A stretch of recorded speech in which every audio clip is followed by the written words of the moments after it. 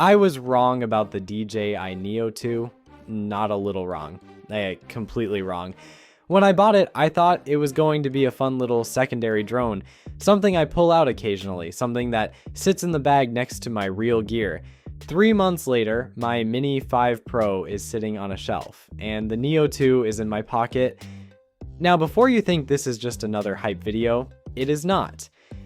I'm going to tell you exactly why this happened, what changed my mind, and honestly, who should not buy the Neo 2 as well, because this drone is not for everyone. But for a specific type of creator, it changes everything. Stay with me, because by the end of this video, you will know exactly which side of that line you are on. Here is the moment I realized something had shifted. I was heading out for a quick sunset. 20 minutes, not planned. Just a nice sky, and I wanted footage. I looked at my bag, Mini 5 Pro, controller, batteries, the whole setup, and I thought, by the time I set this up, the light will be gone. So I grabbed the Neo 2 instead, pressed a button, tossed it in the air, started filming. That was it. That was the moment. And here's the thing I did not expect. The footage was good, really good. Not Mini 5 Pro good in technical terms, but good enough that it made it into my final edit. Good enough that nobody watching could tell the difference on their phone screen or their TV, and I started asking myself a question that made me uncomfortable. How many shots have I missed with my expensive drones because they were too much effort to set up for a casual moment? The answer was a lot. The Neo 2 does not just give you a drone, it gives you a new habit. The habit of actually filming instead of deciding whether it is worth getting the gear out. And that habit is worth more than any spec on a sheet. Most people buy the Neo 2 thinking of it as a drone. That is the wrong mental model. Think of it as an action camera that flies. Seriously. Change that one word in your head and everything about how you use it changes. A GoPro does not sit in a bag waiting for a perfect moment. You mount it, throw it, clip it somewhere, and just capture. No setup, no planning, no friction. The Neo 2 works exactly the same way. 151 grams fits in a jacket pocket, no controller required. Built-in screen tells you flight status and tracking mode, all without touching your phone. Toss it in the air with your hand and it just flies. That is not a feature list. That is a different relationship with your camera, and here is what that means in practice. The moments that make it into my Neo 2 footage are moments that never would have made it into my Mini 5 Pro footage. A friend doing something funny, a quick city ride, a 30-second sunset, a moment that lasts less time than it takes to unfold a bigger drone. Those moments are gone forever if you have the wrong tool in your bag. The Neo 2 makes sure you have the right tool, always. Now let me tell you the things that surprised me after living with this drone for 3 months, because some of these I did not see coming. The wind performance is way better than I expected for something this small. The original Neo gets slapped around by gusts. You see it in the footage, that nervous wobble as the drone fights to hold position. Neo 2 just holds. The extra 16 grams and redesigned propellers give it an authority in the air that feels out of proportion to its size.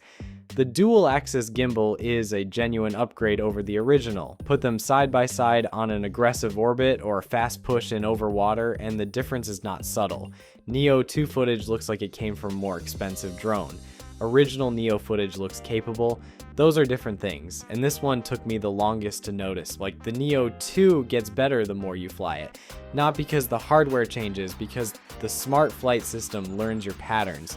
Fly the same coastal path a few times and it starts anticipating where the gusts hit. It corrects earlier. The gimbal smooths transitions before you even feel the movement. It learns how aggressively you like to accelerate out of corners. After 3 months, this drone feels like it knows how I fly.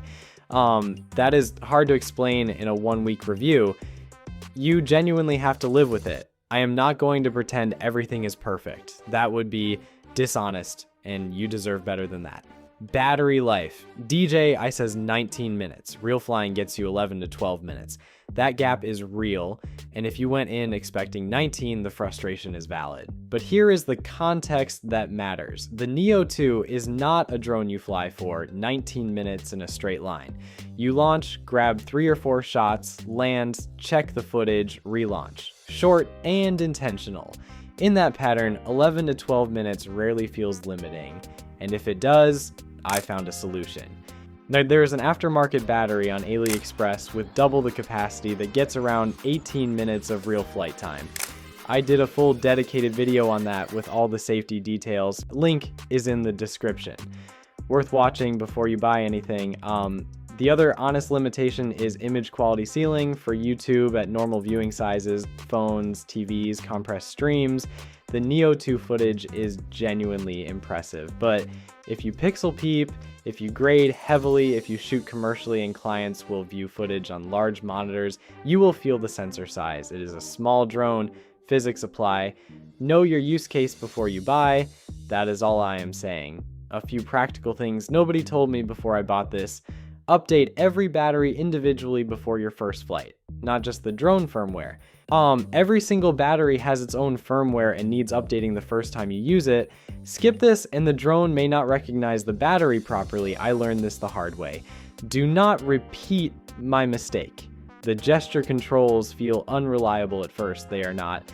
They just need practice, and give it 5 or 6 sessions and it clicks. Like once it does, launching and stopping a recording hands-free becomes one of the most useful things about this drone for solo creators. The digital link module is what unlocks the full experience. Without it, you are on Wi-Fi with your phone.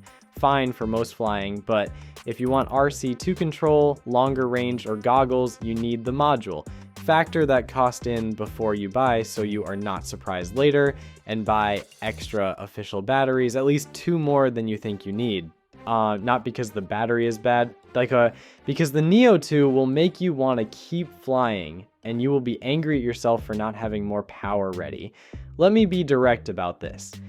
If you are a hobbyist who flies a few times a month, wants something fun, wants to capture life as it happens, wants zero friction between an idea and actually filming it, the Neo 2 is one of the best purchases you can make right now. Full stop. If you already own bigger drones, Mini 5 Pro, Air 3S, Mavic, the Neo 2 does not replace them, but it fills a gap they cannot fill. Those drones are equipment. You plan for them, you set them up, you use them for serious work. The Neo 2 is the drone you grab when you are not planning anything serious, and those unplanned moments often end up being the best footage you ever take. I have a Mini 5 Pro, I have an Air 3S, I have a Mavic 4 Pro, and I reach for the Neo 2 more than any of them, not because it is better, because it is there. The best drone is not the one with the best specs, it is the one you actually fly. So, should you buy the DJI Neo 2? If you want something that captures moments your other cameras miss, yes. If you want your first drone and you want something forgiving and fun, absolutely yes. If you want the best image quality money can buy, I'd look elsewhere. Yeah, if you want a drone that feels like serious professional equipment, also look elsewhere. But if you want the drone you will actually fly, Neo 2, yeah, every time. Before I go, there is one more thing I want to mention that nobody talks about enough with this drone. Build quality. This thing is strong, genuinely surprisingly strong. Like, I've had minor crashes, clipped branches, bumped walls indoors, landed awkwardly on uneven ground, and every single time the Neo 2 just shook it off. For a 151 gram drone that costs this much less than the competition, the build quality feels almost unfair. DJI engineered something here that does not feel fragile. It does not feel precious. It feels like a tool that can take some abuse and keep working. And that matters more than people realize, because when a drone feels fragile, you fly cautiously. You avoid the interesting shots, you play it safe. When a drone feels solid, you get closer, you try things, you take creative risks. The Neo 2 makes you braver. And braver flying means better footage. Now, one more thing before you go.